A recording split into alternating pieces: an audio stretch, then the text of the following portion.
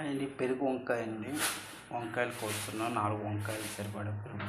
వంకాయలు ఇలా 4 ముక్కలు కోసి ఆయిల్లో ఫ్రై చేసి పెట్టుకోవాలండి. పెట్టుకున్నాక మళ్ళీ తర్వాత పెరుగు తాలింపించుకోవాలి. ముందు మగ్గుతున్నాయి, ఒక 5 నిమిషాలు మగ్గాలి. చూసే ఫ్రెండ్స్, వంకాయ ముక్కలు బాగా మగ్గిపోయి తీసేసి ఇక మనం పెరుగు తాలింపిస్తాను. తాలింపించేటప్పుడు చూపిస్తాను. హాయ్ ఫ్రెండ్స్, తాలింపిస్తున్నానండి పెరుగు వంకాయకి. ఇంగువ, జీలకర్ర, ఆవాలు,